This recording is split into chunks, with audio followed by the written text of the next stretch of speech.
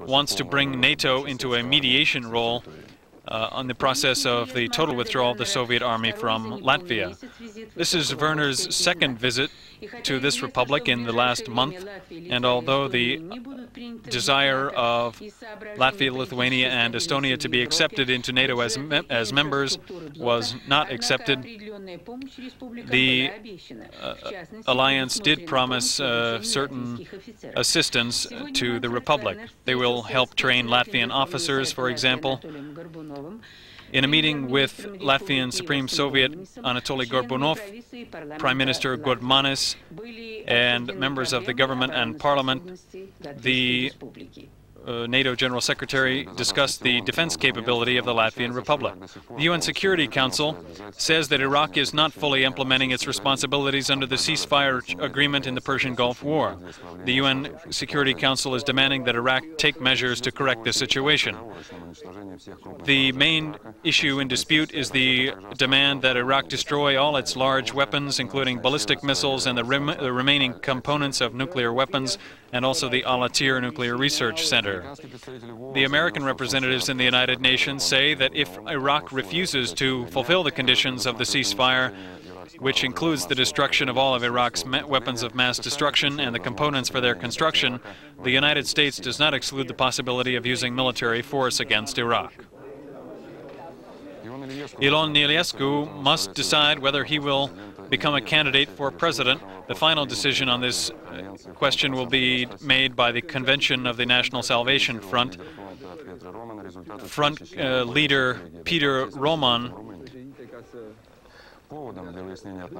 said that the current Romanian president must decide if he wants to be a candidate, because Roman accuses the president of supporting conservative forces and advocating the preservation of communist structures. The Russian ambassador to the United States, Vladimir Lukin, held his first press conference today. Lukin believes that the United States would be taking a great risk by not spending money to help Russia, and it would be risky to refuse other kinds of help as well. There would be a danger of the failure of Russia's economic and political reforms. Everything you see in this room was collected in one day at this TV studio at the CBS affiliate in Chattanooga. These are food products sent in to the studio by television viewers. They sent them and they continued to send them in after reports were shown on this station about our life by local reporters. They concerned many viewers, but we asked if they know the destination of all these products. Teresa Dingle, who is responsible, could not give an answer. Everything they receive here, they send to the nearest Methodist church, which, along with the 80 other churches in the area, has an official coordinator who packs the products in boxes of 36 pounds each, then sends them from Tennessee to Maryland, where there is a central warehouse. The food is inspected and packed in containers there. The next shipment will be sent by sea to St. Petersburg. Do you know who will receive your products in St. Petersburg? The church coordinator could also not give an answer to this question.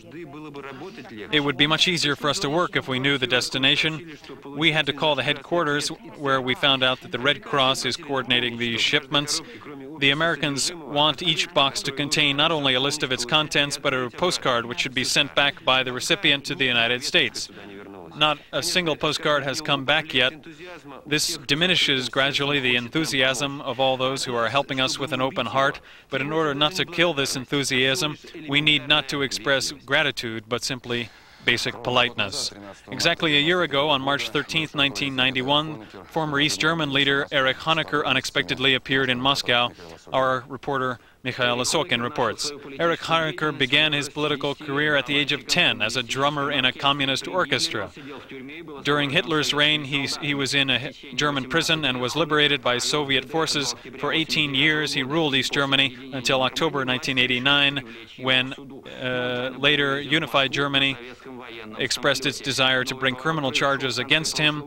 He then secretly appeared in Moscow, having been flown there by a Soviet military aircraft. After the collapse of the Soviet Union, Honecker's protectors in Moscow left the scene, and the Russian leadership expressed its desire to turn Honecker over to German authorities.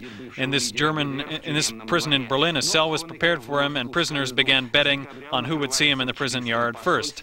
Before he could be taken out, however, Honecker sought refuge in the Chilean embassy. He is asking for asylum in Chile because his daughter lives there, and because many of the socialist parties in Chile are sympathetic toward him, because Chilean socialists sought refuge in the German Democratic Republic during Pinochet's dictatorship.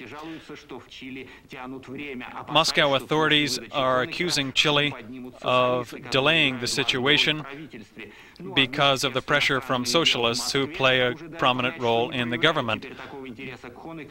Russian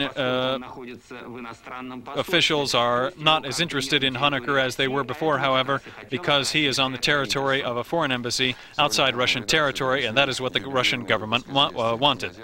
We received the Jubilee edition of Izvestia today. The newspaper is celebrating its 75th anniversary.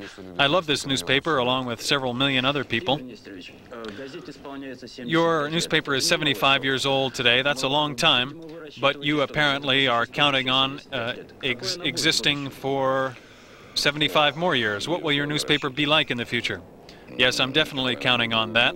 What it will be like in the future? I imagine that it can only be a modern and dynamic newspaper.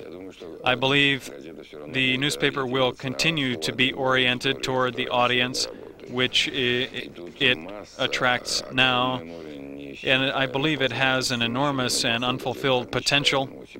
All we need to do is to survive, not to lose what we have, not to lose our newspaper. In previous years, newspapers were given awards. You're independent now. You can give yourself your own award. What kind of award would you like?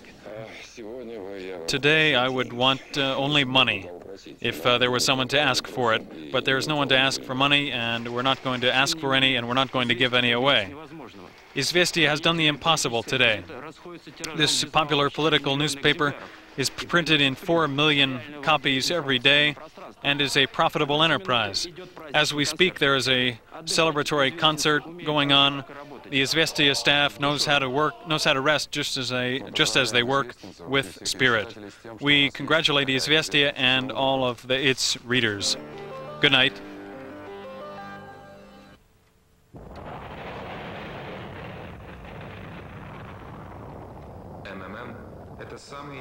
MMM means lowest prices in rubles and a guarantee against any defects.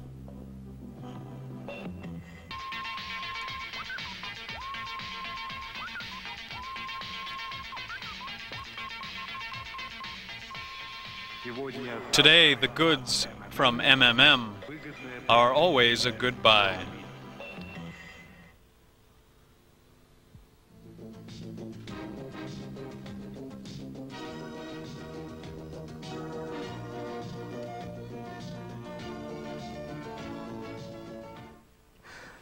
Good evening. With the 4 matches played today in the CIS Ball Hockey Championship, the tournament ended today. Khimik beat Ust-Kamenogorsk Torpedo 7-4. The Auto Factory team from Nizhny Novgorod tied Moscow Dynamo 4-4, and the Wings of the Soviets lost to Tractor 6-2. The tournament in Moscow has determined nothing yet. This is the Army-Spartak match. Both teams played a great game for the fans, scoring 6 goals in the first 2 periods. The second 20-minute period was especially active, with each team scoring 2 goals. At the end of this second period, Army led 4-2. Hockey fans can see the third period report on Channel 1 at 11:20 p.m. on our sports report. So the semi-final playoffs, which begin March 17th, will be played by Dynamo and Spartak, and the other match between the Army team and Khimik. The second day of the diving championships in Moscow, the 1-meter dive was won by the silver medalist at the European Championship, Vera Ilina from Moscow. At the World Chess Championships, the World Chess Championships will be held next August in Los Angeles, according to a declaration Thursday from the World Chess Federation in Lucerne. The prize for first place will be a record $4 million. The CIS handball team encountered its first loss at the German Super Cup play today. In the third round, they lost to Romania 25-24. Oh, sport, you are peace. This famous slogan is especially valid in our complex times. Despite the complex political situation in Croatia, in Zagreb today, the first match in the quarterfinals of the European Basketball Championships was held between the local team and a Spanish team. The final whistle was the only disappointment for the local team. The visitors won 73-68. And before the rematch, which will happen on March 17th, the Spanish team has a good chance of entering the Final Four. Rarely does a ski competition happen without a dramatic situation. The World Cup race in the United States was no exception today. In the women's downhill, the French skier Delos could not control her speed and ended